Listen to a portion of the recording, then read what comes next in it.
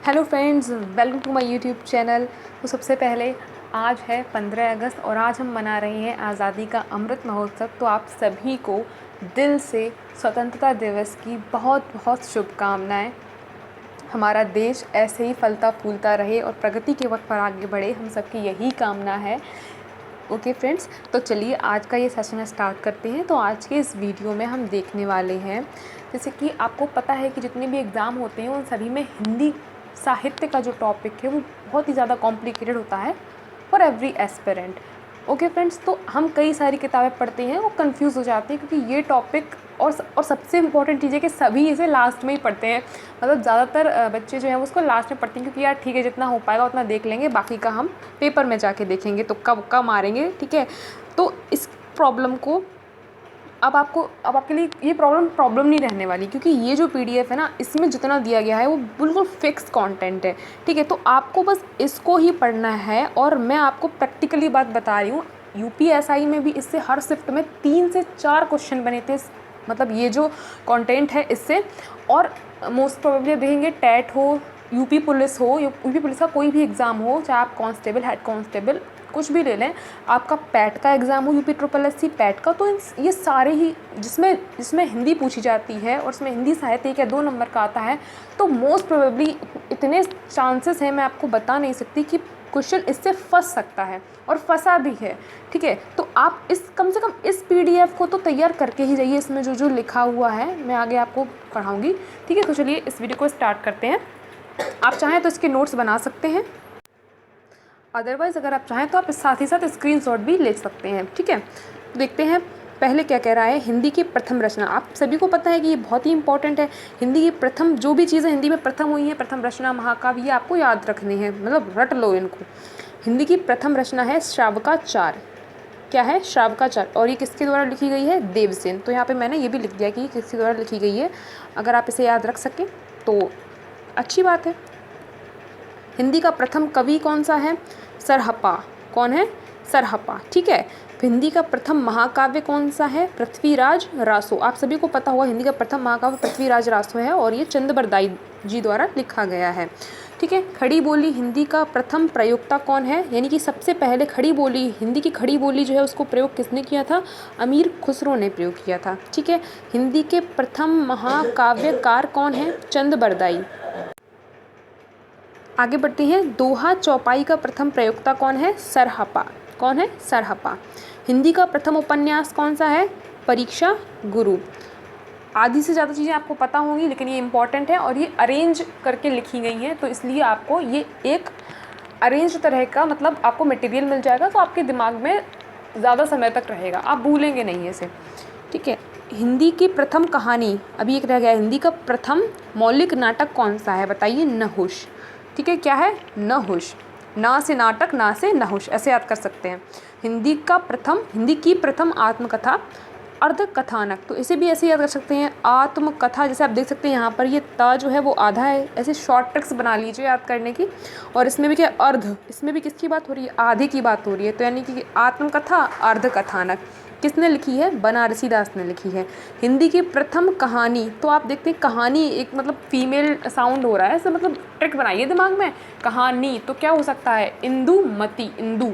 ठीक है, सबसे ज़्यादा कहानियाँ कौन बनाती है? इंदु बहुत सारी कहानियाँ बनाती है, तो क्या हो जाएगा? इंदुमती। ऐसे करके आप दिमाग में याद रख सकते हैं और यही सबसे सही तरीका है, मतलब मेरे हिसाब से, कि आपको दिमाग में जब आप देखेंगे ना ऑप्शंस को, तो आपको एकदम क्लिक कर जाएगा और आप सही आंसर को टिक कर पाएंगे। यही हमारा ऑब्जेक्टिव है ना। चलिए आगे देखते हैं। प्रथम जीवनी। अब जीवनी तो जीवन दयानंद दिग्विजय, तो यानी कि इसमें हम बात करेंगे जीवन। सबसे अच्छी चीज़ आपके जीवन में क्या होनी चाहिए? कि आपके अंदर दया का भाव हो। ठीक है, सभी के लिए दया का भाव होना चाहिए। हिंदी का प्रथम रिपोर्टाज कौन सा है? तो प्रथम रिपोर्टाज है लक्ष्मीपुरा। ठीक है, ऐसे ही करके आप बना के ट्रिक्स याद रख सकते हैं। यात्रा साहित्य, जैसे कि यात्रा साहित्य है तो सरयू पार की यात्रा, तो वो किसकी यात्रा पर गया? सरयू को पार कर गया और वो यही उसकी यात्रा थी, वो सरयू के पार की यात्रा पर गया है। ठीक है, प्रथम गद्य काव्य कौन सा है उसका? बताइए। प्रथम गद्य काव्य है उसका साधना। साधना किसने लिखा है? राय कृष्ण दास ने लिखा है। कृत मतलब इनके द्वारा लिखा गया है। हिंदी में प्रकाशित प्रथम पत्र, ये मोस्ट इंपॉर्टेंट है। इंपॉर्टेंट तो सारे ही हैं, सभी आपको याद रखना है, क्योंकि अगर आप 20-30 पन्ने नहीं पढ़ सकते तो आप 4-5 पन्ने तो पढ़ ही लो, है ना। हिंदी में प्रकाशित प्रथम पत्र है आपका उदंत मार्तंड। हिंदी का प्रथम स्वच्छंदता पूर्ण लेखन वाला कवि कौन सा, मतलब जो बहुत ही अच्छे से लिखते हैं, सही जो व्याकरण की अशुद्धियाँ होती हैं उनको नहीं करते हैं, तो वो कौन है, रस खान। ठीक है, रस की खान, इनसे कभी कोई मतलब आप ऐसे बना लो दिमाग में, कोई गलती नहीं हो सकती है, मतलब कोई वो बहुत ही अच्छे से काम करते हैं सर, ऐसा करके कुछ बना लो। हिंदी का प्रथम दैनिक समाचार पत्र कौन सा है, तो दैनिक समाचार तो रोज समाचार सुनते हैं, तो क्या होता है सुधा वर्षण। सुधा क्या होता है, मतलब ऐसे ब्रेक करके आप अगर अपने दिमाग में और भी कोई टेक्निक आ रही है तो आप उसे याद रख सकते हैं। मैं आपको बता देती हूँ कि ऐसे ऐसे आप कर लीजिए तो आपके लिए बेटर रहेगा चीज़ों को याद रखना। ये समाचार हम रोज़ पढ़ते हैं, तो रोज़ क्या होता है, अमृत की वर्षा होती है, ऐसा करके। ठीक है, प्रथम पत्रिका कौन सी है, Samvad Kaumudi. Most important, you have to learn this. चलिए आगे बढ़ते हैं। अब क्या है, प्रथम पत्रिका, बस थोड़ी सी ही और चीज़ें दी गई हैं। प्रथम पत्रिका कौन सी है, संवाद कौमुदी। ठीक है, खड़ी बोली हिंदी का प्रथम महाकाव्य कौन सा है, खड़ी बोली हिंदी का। आप देख सकते हैं एक ऊपर भी आया था, वो किसका था, खड़ी बोली हिंदी का प्रथम महाकाव्य क्या था, हिंदी का प्रथम महाकाव्य, यही तो आपको पकड़ना है। हिंदी का प्रथम महाकाव्य पृथ्वीराज रासो द्वारा लिखा गया है। ठीक है, और अगर आप आएंगे खड़ी बोली हिंदी का, कहाँ गया, खड़ी बोली हिंदी का प्रथम महाकाव्य कौन सा है, तो प्रिय प्रवास है। ऐसे क्वेश्चन ऐसा ही कि हर शिफ्ट में आए थे, और यूपी पुलिस कांस्टेबल हो या हेड कांस्टेबल हो, इन सब में पूछा जाता है। यहाँ तक कि आपका पैट जो है इसमें भी क्वेश्चन पूछे जाएंगे, मोस्ट प्रोबेबल चांसेस हैं। हिंदी में लिखा हुआ सर्वप्रथम इतिहास ग्रंथ कौन सा है, तो शिव सिंह सरोज के द्वारा लिखा गया था। ठीक है, तो आपको ये लर्न करने हैं, स्क्रीनशॉट ले लीजिए, अच्छे से इनको लर्न कीजिए। ज्ञानपीठ पुरस्कार प्राप्त करने वाली हिंदी कृति क्या है, कृति है ये सुमित्रानंदन पंत। ठीक है, किसने लिखी थी, सुमित्रानंदन पंत ने। और कृति का नाम भी पूछा जाता है, कौन सी कृति लिखी गई थी, तो वो है चिदम्बरा। ठीक है, आगे देखते हैं। साहित्य अकादमी से पुरस्कृत प्रथम कृति क्या है, यहाँ पर कृति को कृति लिख दिया गया है, तो आप समझ जाइए कि क्या है, कृति है। साहित्य अकादमी से पुरस्कृत, जिसको साहित्य अकादमी पुरस्कार दिया गया था, वो प्रथम कृति कौन सी थी, तो माखनलाल चतुर्वेदी के द्वारा लिखी गई थी। ठीक है, इतना आप याद रखिए। हिंदी की प्रथम एकांकी कौन सी है, एक घूंट। प्रथम एक अंक की एकांकी, एक अंक की तो एक घूंट। ठीक है, ऐसे करके आप रिलेट कर पाएंगे। हिंदी को परास्नातक कक्षाओं में प्रारंभ किसने किया था, मतलब कि जो आपका ग्रेजुएशन जैसे पीजी होती है ना, जैसे ग्रेजुएशन के ऊपर, तो क्या परास्नातक, वहाँ पे हिंदी को किसने अप्लाई किया था, काशी हिंदू विश्वविद्यालय ने। ठीक है, किसने स्टार्ट किया था, काशी हिंदू विश्वविद्यालय ने स्टार्ट किया था। हिंदी का प्रथम रेखा चित्र संस्करण किसका है, कौन सा है, पद्म पुराण। हिंदी की प्रथम भेंट वार्ता इंपॉर्टेंट है, कवि दर्शन। कौन सी है, कवि दर्शन। ठीक है, चलिए आगे बढ़ते हैं। हिंदी साहित्य इतिहास लेखन की परंपरा, ये मोस्ट इम्पोर्टेंट थी। इसमें जो भी लिखा गया है वो सब मोस्ट इम्पॉर्टेंट है, सब कुछ रट डालो एकदम। समझ रहे हो ना मेरी बात को।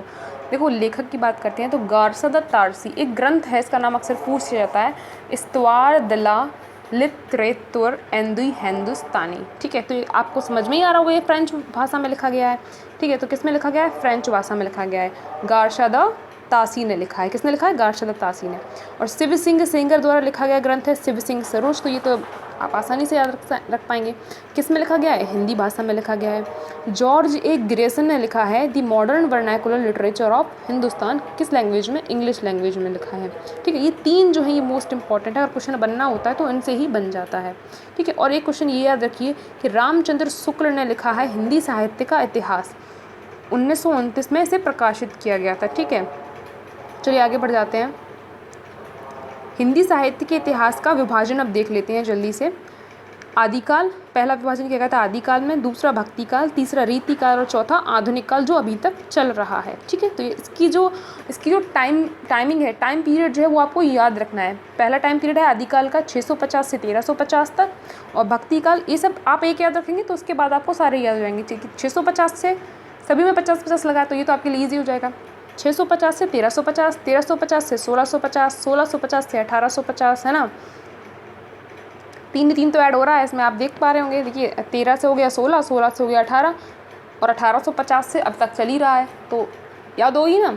इसके बाद चलिए अब देखते हैं आदिकाल के बारे में। पहले पढ़ते हैं कि इसमें कौन कौन से 2 चीज़ें आपको पढ़नी है। कि पहला तो ये है कि इसमें अलग अलग नाम दिए जाते हैं। जैसे कि आदिकाल है तो किस किस लेखक ने आदिकाल को क्या क्या नाम दिया है, ये बहुत पूछा जाता है पेपर्स में, ठीक है। और दूसरा, आदिकाल से रिलेटेड इम्पॉर्टेंट कवि कौन से हैं, उनकी रचनाएं क्या क्या हैं, तो वो इम्पॉर्टेंट रहेगा, ठीक है। तो आपको ये 2 चीज़ें याद रखनी है। देखिए, आदिकाल का नामकरण की बात करें तो इसमें आदिकाल को चरणकाल किसने कहा है, बहुत क्वेश्चन पूछा जाता है। अगर आप सीरियस एस्पिरेंट है ना, और अगर आपने पेपर दिए हैं, मतलब आप कॉम्पिटिटिव एग्जाम के पेपर दे रहे हैं, तो आपको पता होगा कि ये क्वेश्चन तो भाई पूछे ही जाते हैं इस टाइप के। चरणकाल किसने कहा है, जॉर्ज ए ग्रियर्सन ने कहा है।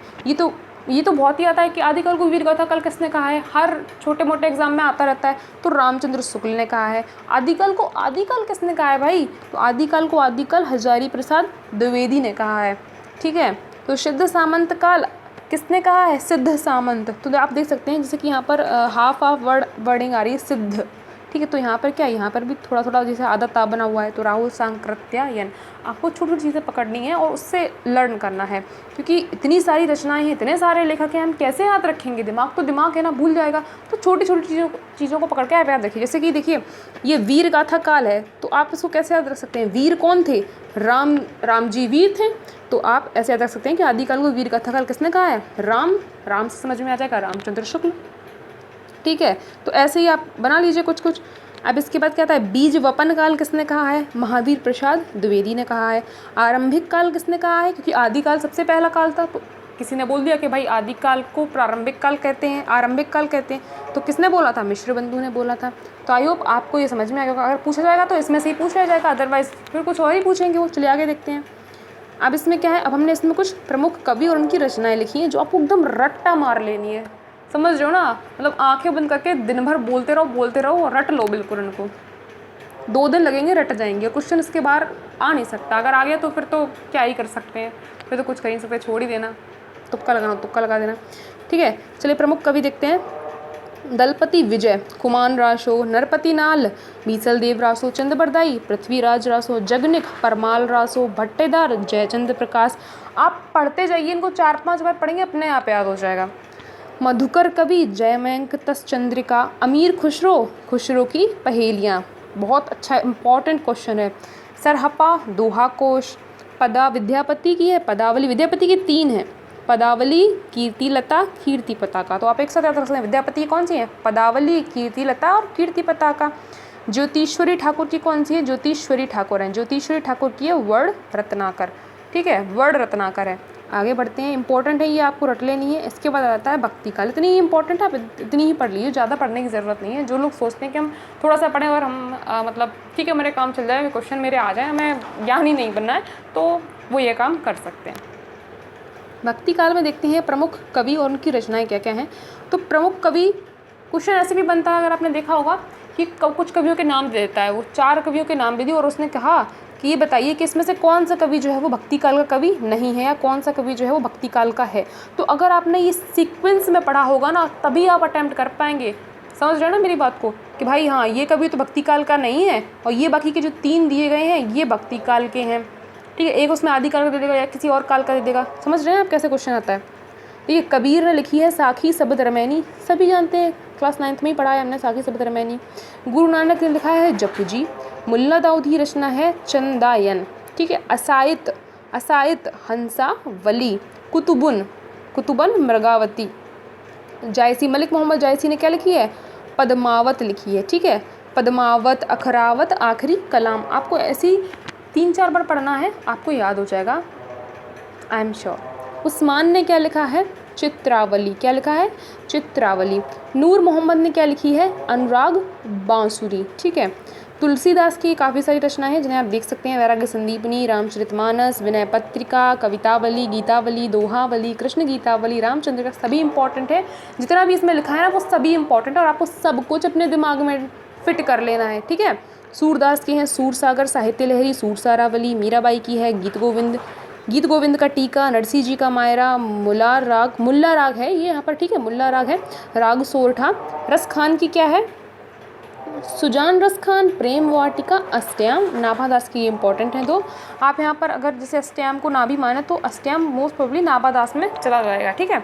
तो नाभादास की कौन सी हो जाएंगी दो रचनाएं, भक्तमाल और अष्टयाम। आई होप आपको समझ में आ गया होगा। चलिए आगे बढ़ते हैं। मेरे हिसाब से ही अब तक की सबसे छोटी क्लास होने वाली है हिंदी साहित्य के ऊपर, क्योंकि इसके लिए यूट्यूब पे मैंने देखा है तो काफ़ी बड़ी बड़ी क्लासेस करवाई गई हैं, आप खुद ही जानते होंगे। तो पर्पज़ ये है कि आप थोड़ा पढ़िए, स्मार्ट पढ़िए और क्वेश्चन बनने चाहिए यार, हमें क्या करना है, ठीक है।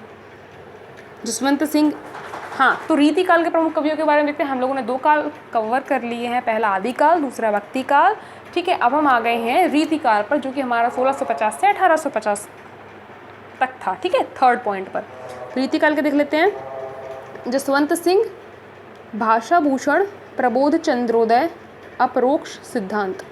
कुलपति मिश्र। अगर आप रीतिकाल की देखिए थोड़ा कम पूछते हैं, क्योंकि पहला जो है आपका आदिकाल हो गया और भक्तिकाल हो गया, इनसे क्वेश्चन ज़्यादा पूछा जाता है, मैं आपको बता दूँ। तो इससे आप क्या कर सकते हैं, इनकी दो दो तीन तीन याद करिए, मतलब पढ़ लीजिए एक तरह से, ये कर सकते हैं। कुलपति मिश्र की हो जाएगी रसहस्य, द्रोड़ पर्व और संग्रामसार।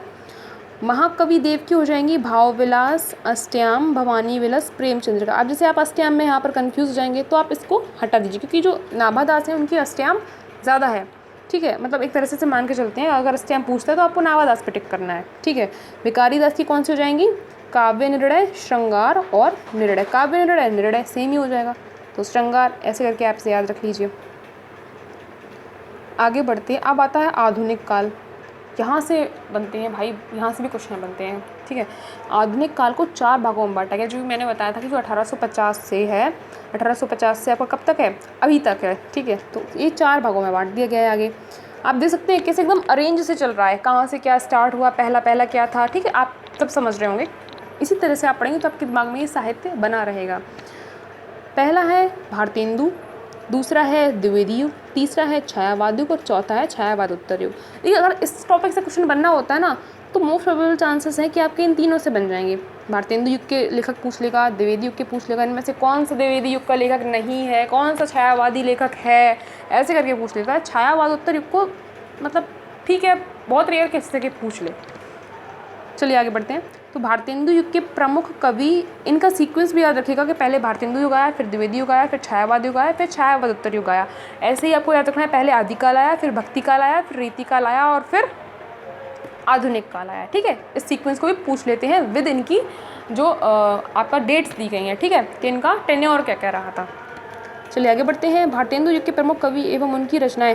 इनसे क्वेश्चन ज़्यादातर ये इस तरह के पूछ ले जाते हैं कि ये बताइए कि इनमें से कौन सा कवि, इनमें से ये कौन सा लेखक जो है वो छायावादी नहीं है, वे छायावादी है। तो 3 दे देते हैं वो भारतेंदु युग के और 1 दे देते हैं वो छायावादी का।